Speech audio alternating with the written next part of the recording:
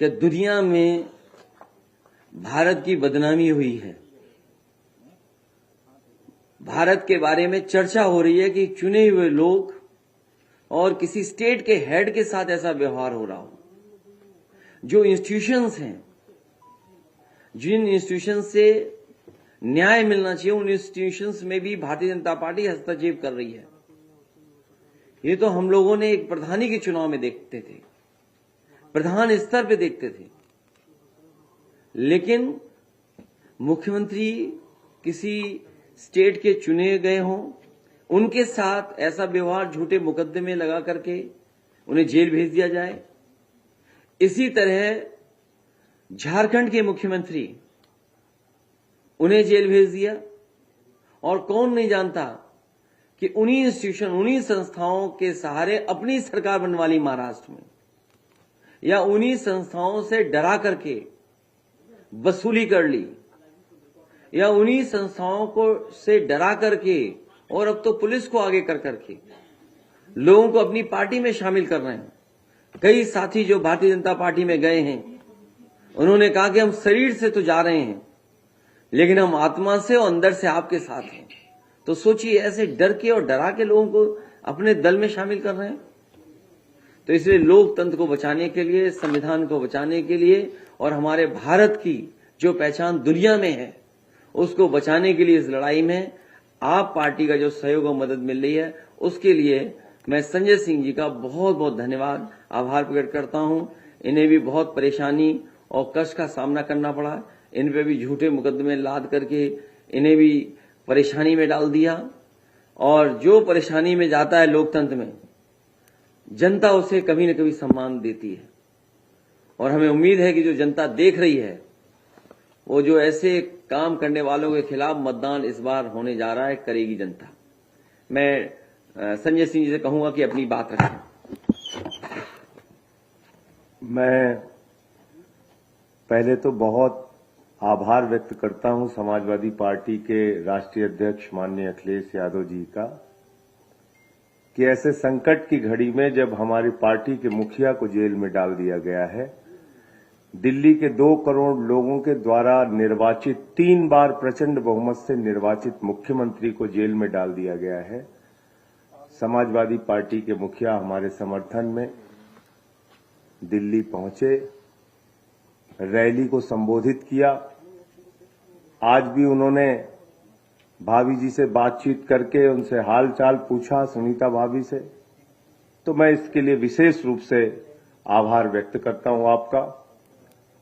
और जिस तरह से दिल्ली में भी ऑपरेशन लोटस शुरू कर दिया गया है, आपने देखा किस तरह से हमारे एक मंत्री को, जिस पे पहले ईडी का छापा पड़वाया गया और बाद में उसको इस्तीफा देने का दबाव बनाया गया। इस लड़ाई में आपने हमारा साथ दिया। फिर से मैं आपकी पार्टी का और आपका हृदय से आभारी हूं। ये 2024 का चुनाव कोई सामान्य चुनाव नहीं है।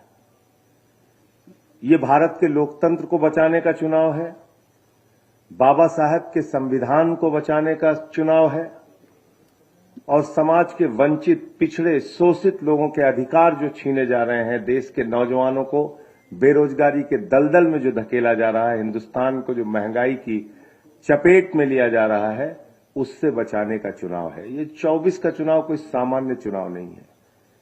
ये एक तानाशाह हुकूमत के खिलाफ लोगों को लामबंद करने का भी चुनाव है।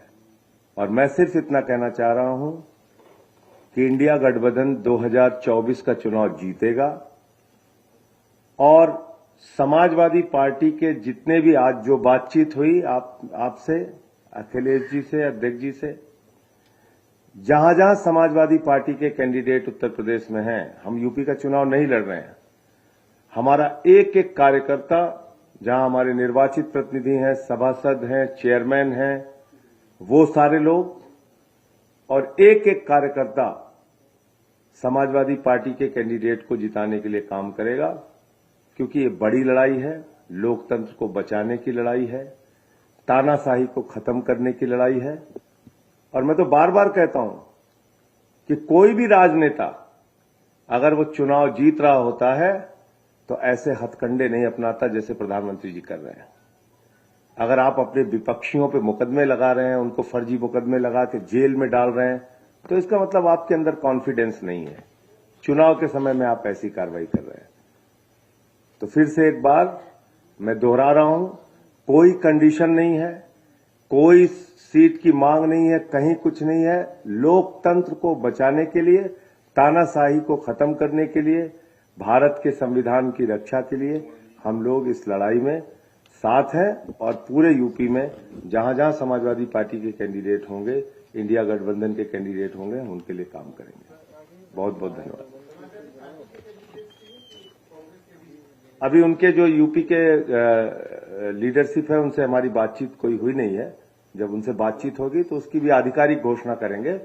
आज जो नहीं, हमने ये कहा कि इंडिया गठबंधन के कैंडिडेट्स को हम लोग पूरा सपोर्ट करेंगे, लेकिन कैसे करेंगे, क्या हम अभियान में कैसी भूमिका निभाएंगे, अभी यूपी की जो कांग्रेस की लीडरशिप है, जो यहाँ के चुनाव के संचालन को देख रही है, उनसे बातचीत नहीं हुई है। जैसे बातचीत होगी उसकी रूपरेखा तैयार करके जहां कांग्रेस के कैंडिडेट भी लड़ रहे हैं उनके लिए काम करेंगे।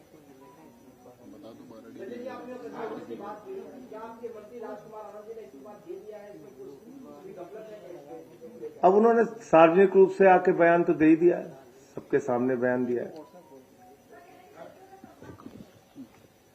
अब जिस दिन ईडी के छापे उनके यहां पड़े थे, उस दिन क्या बोला था वो भी देख लीजिए।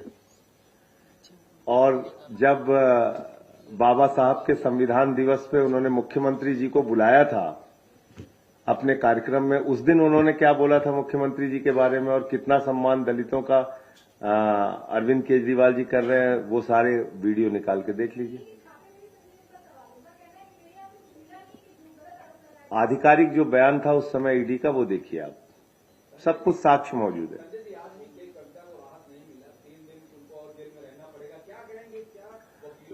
पीएमएलए का जो कानून है वो जटिलताओं से भरा हुआ है।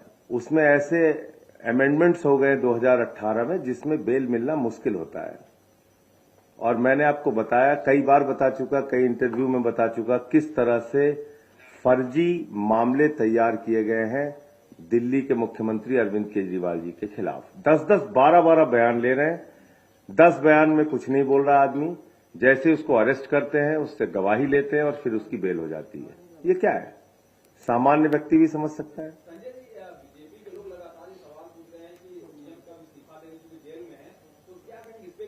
कहा मणिपुर के सीएम के बारे में पूछ रहे हैं? किस सीएम के बारे में पूछ रहे हैं? नहीं, मणिपुर के सीएम को इस्तीफा देना चाहिए। 1 साल से जहां पे हिंसा हो रही है, एक कारगिल के फौजी की पत्नी को निवस्त करके घुमाया गया, जिस राज्य के अंदर कत्लेआम हो रहा है, वहां के मुख्यमंत्री का इस्तीफा नहीं मांगते। जिस अजय मिश्रा टेनी के बेटे ने 4 किसान अन्नदाताओं को कुचल के मार दिया, वो देश के गृह राज्य मंत्री हैं, उनका इस्तीफा नहीं मांगते। अरविंद केजरीवाल का इस्तीफा चाहिए, जो बिजली, पानी, शिक्षा, स्वास्थ्य पे अनुकरणीय काम कर रहे हैं। तो कम से कम नैतिकता भारतीय जनता पार्टी से नहीं सीखनी है। मैं तो कहता हूं कि ये मोदी की गारंटी है, एक एक भ्रष्टाचारी को नहीं छोड़ूंगा, इस बात की गारंटी है। पूरब से लेकर पश्चिम तक, उत्तर से लेकर दक्षिण तक, हर भ्रष्टाचारी को बीजेपी में शामिल करूंगा, इस बात की गारंटी है।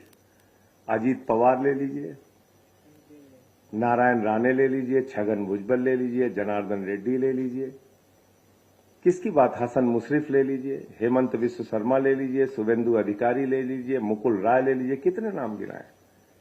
चुन चुन के देश के बड़े बड़े भ्रष्टाचारियों को अपनी पार्टी में शामिल कर रहे हैं और वो भ्रष्टाचार के खिलाफ बोलते हैं। तो इसलिए ये दोहरा मापदंड है।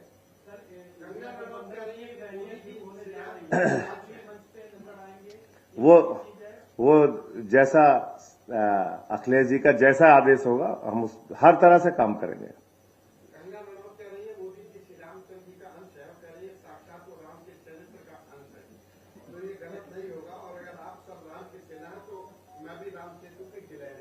किसके लिए कह रही हैं कि अब देखिए जब इंसान अपने आप को भगवान से तुलना करने लगे तो वो अहंकार की पराकाष्ठा होती है। प्रभु श्री राम मर्यादा के प्रतीक हैं। प्रभु श्री राम हिंदुस्तान के करोड़ों लोगों के आदर्श हैं। उनसे किसी की तुलना करना, मैं समझता हूं कि ये प्रभु श्री राम का अपमान है, और ऐसा अगर उन्होंने किया है तो लोग उनका जवाब देंगे। इस जन्म में संभव नहीं है, इस जन्म में नहीं संभव। सो सॉरी बनवा देना उसका।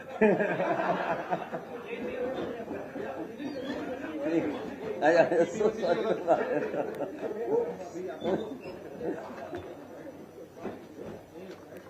मत दीजिएगा तो मत दीजिएगा।